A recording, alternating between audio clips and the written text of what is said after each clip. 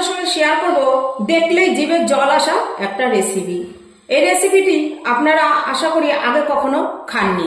চলুন দেখে নেওয়া যাক। নমস্কার, তাপসী রান্নাঘরে সকলকে স্বাগত। শুরু করছি নতুন একটা দিনে নতুন একটা রেসিপি।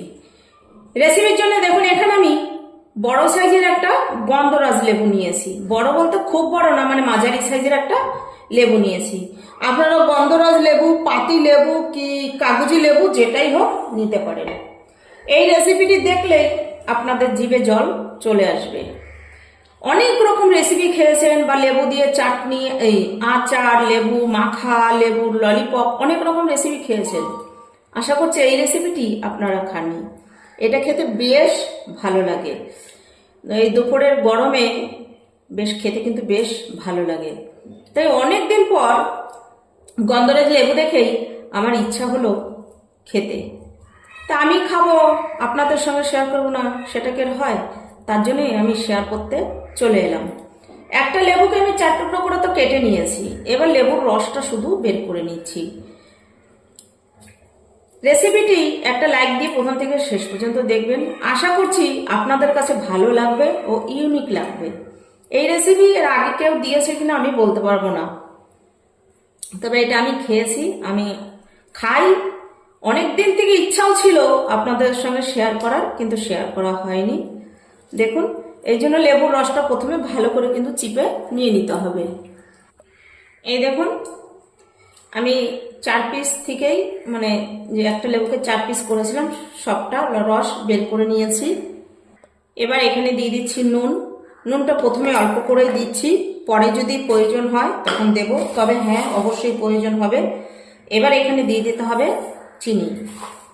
এবার চিনি আপনারা মিষ্টি টক যেরকম খেতে চান সেই হিসেব করে আপনারা দিয়ে নেবেন। এবার এখানে দিয়ে দিচ্ছি 2টো কাঁচা লঙ্কা। ঝালটাও আপনারা যেরকম খাবেন সেরকম ভাবে দিয়ে নেবেন।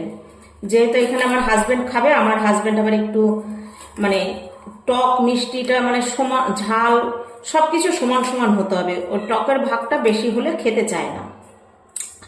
তা সবাই তো সমান নয়, কেউ একটু টকের ভাগ বেশি খায়, কেউ মিষ্টির ভাগ বেশি খায়।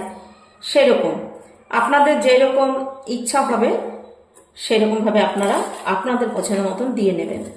আর এখানে কিন্তু শুকনো লঙ্কা ব্যবহার করবেন না, কাঁচা লঙ্কাই দিতে হবে। আমি দেখুন 2টো লঙ্কা দিয়েছি, আপনারা ঝাল আপনাদের স্বাদ মতো দিয়ে নেবেন। এবার নুন আর চিনি দিয়েটা ভালো করে বেশ মিশিয়ে নিতে হবে। আপনাদের সঙ্গে আমি কথা বলছি কিন্তু আমার জিভে জল চলে আসছে। আশা করছি আপনাদেরও দেখলে জিভে জল চলে আসবে। আপনারা এইভাবে লেবুর রস মাখা করে একদিন খেয়ে দেখবেন। লেবু মাখা খেয়েছেন, আম মাখা খেয়েছেন, অনেক কিছু মাখা খেয়েছেন। লেবুর রস কখনো মাখা খেয়েছেন কিনা আমাকে কমেন্ট করে জানাবেন। আর আমার এই লেবুর রস মাখা আপনাদের কাছে কিরকম লাগলো সেটাও কমেন্ট করে জানাবেন। আপনাদের একটা লাইক, একটা কমেন্ট আমাকে কিন্তু নতুন নতুন ভিডিও করতে উৎসাহ দেয়। আর রেসিপিটি যদি আপনাদের কাছে নতুন মনে হয় বা রেসিপিটি খুব ভালো লেগে থাকে, তাহলে বেশি বেশি পরিজনদের সঙ্গে বা আত্মীয় স্বজনদের সঙ্গে শেয়ার করুন, যে তারাও যেন করে খেতে পারে। এই চিনি আর নুনটা ভালোভাবে গলে আসা পর্যন্ত এটা মিশিয়ে নিতে হবে। দেখুন লঙ্কার ছোবড়াগুলো আমি ফেলে দিয়েছি, আর একটু নুন লাগবে, নুন দিয়ে দিচ্ছি। এখানে নুনের পরিমাণ কিন্তু বলার কিছু নেই, যতটুকু দরকার হবে ততটুকুই দিতে হবে। আপনাদের হাতের কাছে বিট নুন থাকলে সেটাও দিতে পারেন, আমি আর বিট নুনটা এখানে দিচ্ছি না। এবার ভালো করে মিশিয়ে নিয়ে রেডি করে তারপর আবার ফিরে আসছি। এই দেখুন হয়ে গেল জিভে জল আসা লেবুর রস মাখা। বন্ধুরা অবশ্যই আপনারা একদিন করে খান, দেখবেন আপনারা প্রায়ই করে খাবেন, এতটাই ভালো লাগে। রেসিপিটি দেখে আপনাদের কাছে কিরকম লাগলো লাইক, কমেন্ট, শেয়ার করুন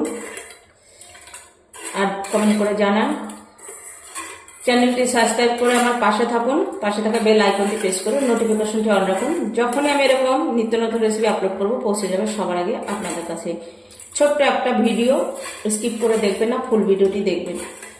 আজ ভিডিওটি এখানেই শেষ করছি, ফিরে আসবো নতুন একটা দিনে নতুন একটা রেসিপি নিয়ে।